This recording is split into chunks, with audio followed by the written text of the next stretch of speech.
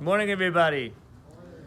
This week's parsha is Parshas Vayikra. In Vayikra, it starts to talk about the karbanis, the sacrifices, all the different obligations and rules and regulations about the Jewish people offering sacrifices, and then in the Mishkan, and later, eventually, in the Beis Hamikdash. One of the verses that's brought down, it says it at least 3 times in 3 different ways. I'll say the main one is Al Kol Karbancha Takriv Melech. On every sacrifice, you have to have salt. And there's another place that says it another way, and the third pasuk says it a third way. But basically, we have an obligation that when we're offering a sacrifice, the sacrifice is not enough. There has to be also a certain amount of salt that's brought together with it.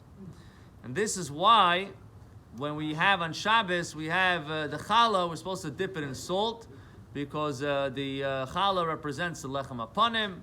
You know, it's like the table is the mizbeach, is like the altar. That's why we wash our hands before we have bread. And we have the bread, and we dip it into salt to connect with this, that it's like a sacrifice before Hashem, and we're connecting it with salt. Now, there's an interesting concept about salt in general. We could also learn something interesting about it as well.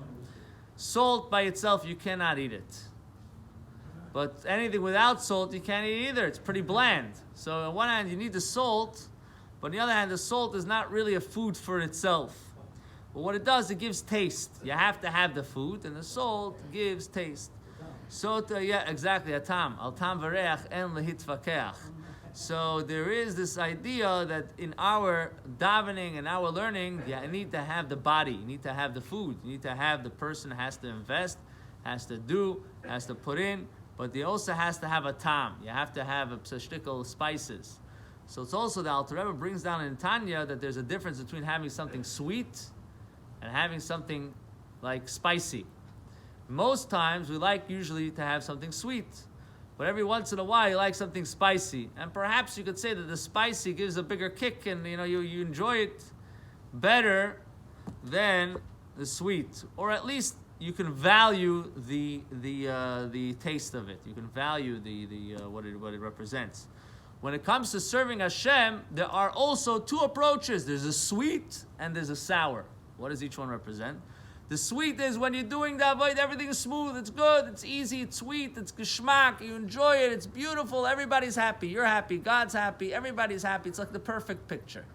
It's a perfect picture. You do it, you come home, everybody's good, everybody's happy, you make kiddush, everybody's there, it's all good, it's a beautiful picture, happy ending. But then you have sometimes when it's a challenge, that's a sour, that's the spicy. Hashem likes that also. When he sees the person, it's a hard time for the person, it's a hard situation, whatever it is, and the person still makes an effort and goes for it and works and serves Hashem. That's the spicy food you're giving for God. So don't think that there's only sweet food. There's also a tremendous advantage and accomplishment when a person specifically is doing something when it's hard, and that is a spicy food for Hashem. So that is, in a sense, you could say like the salt. Al kol karbancha takriv melech. You have this avoida, you have this obligation that whatever you do, sometimes you got to add a little more, make it a little spicy, make it up a notch, make it to see that you're giving away something a little bit. And with that, we should be zoich that all our tefillah should be answered. We should be zoich to the coming of Mashiach Tzidkenu Meheinu Amen. Amen.